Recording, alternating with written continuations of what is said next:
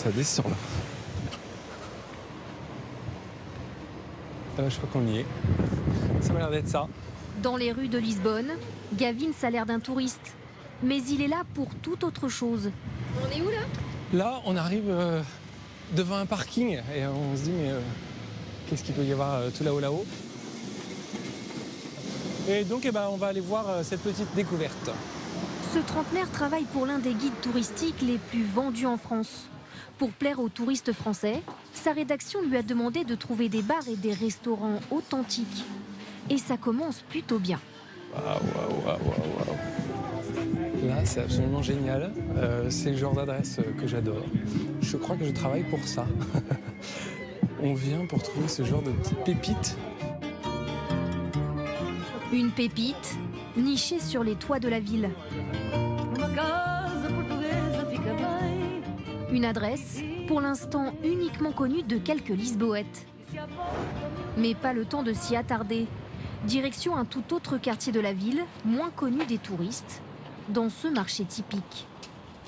À l'intérieur, Gavin fait son tour du propriétaire. Sa mission aujourd'hui, goûter tout ce qu'il peut. Is it possible to test this one? Yes. Yeah, good. Je vais essayer celui-ci qui me tente bien. Il faut avoir l'estomac bien solide pour pouvoir affronter ça. Ça tient encore. Hein. C'est pas mal, c'est bien compact. Le jeune homme note aussi toutes ses impressions sur une feuille, car ce site figurera peut-être dans la prochaine édition de son guide de voyage. C'est vrai que ça plaît beaucoup aux Français. Donc ça, c'est l'accueil du Portugal et des Portugais. C'est vraiment unique. Ensuite, il y a les tarifs. Ça reste quand même encore abordable. Si on s'y prend vraiment bien, 100 € avec une compagnie à bas prix, on peut avoir un billet aller-retour. Donc c'est vraiment pas cher. Donc c'est pas mal. Avec ses ruelles pavées, son tramway, son château et ses terrasses ensoleillées, Lisbonne est l'une des villes européennes qui attire le plus les Français aujourd'hui. L'an dernier, le pays tout entier a attiré autant de touristes que d'habitants.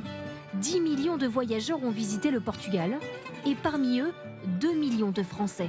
Voir toute la ville éclairée avec les magie qui se dégage. Oui, des paysans. C'est un beau pays, il y a le soleil, et les gens sont sympathiques, chaleureux. Mais la région la plus prisée par les étrangers, c'est l'Algarve, dans le sud du pays. 200 km de côte, 300 jours de soleil par an. Ici, le thermomètre descend rarement en dessous des 20 degrés. En quelques années, l'Algarve est devenue une destination phare, avec ses plages, ses villas et ses hôtels baignés de soleil désormais pris d'assaut par les Français. Des touristes qui viennent aussi de plus en plus jusqu'ici en camping-car. Je vois de plus en plus de Français ici. En ce moment, il y a 180 camping-cars immatriculés en France. À raison de 2 personnes par camping-car, ça fait environ 360-380 Français. Parmi eux, des Français qui avaient l'habitude de voyager au Maghreb. Face au risque d'attentat, ils préfèrent désormais le soleil du Portugal. On a choisi le Portugal parce que avant on allait en Tunisie et nous sommes plus en sécurité. Vous avez peur ? Disons qu'on n'est pas rassurés.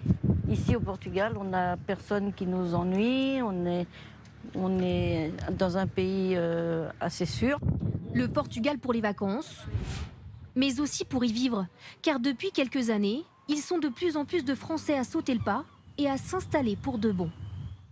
C'est à quelques kilomètres du centre-ville, dans un quartier résidentiel, que ce retraité a trouvé son bonheur. Je vous ferai présenter la petite maison du paradis, comme on dit. Donc voilà, une maison sur laquelle j'ai eu un coup de cœur, qui fait à peu près 220 mètres carrés habitables. Donc là, j'ai des chambres, le coin chambre, avec les utilités de salle de bain et autres. Là, donc, on rentre dans le salon, où on fait marcher la cheminée quand même l'hiver pour couper l'humidité. Le coin salle à manger, la cuisine sur votre gauche, et bien entendu, surtout le jardin. Voilà, le jardin avec sa piscine. Il y a 8 ans, Patrick était l'un des premiers Français à s'installer ici. À son arrivée, il voit vite le potentiel du pays. Avec 1522 000 €, en France, une personne qui a une maison, quand il a payé toutes ses charges, tous ses impôts, etc. Il ne vous reste plus beaucoup de choses pour aller au restaurant. Mais ici, avec la même retraite, vous avez accès à beaucoup de loisirs. Et c'est vrai que vous pouvez trouver une maison à 200 000 € avec à peu près 150 mètres carrés. Et puis après, 5-6 ans après, sont arrivés les avantages fiscaux maintenant qui existent. Des avantages fiscaux comme une cerise sur le gâteau. Aujourd'hui, les retraités français qui vivent la moitié de l'année au Portugal sont exonérés d'impôts pendant 10 ans. Un argument qui attire de plus en plus de seniors.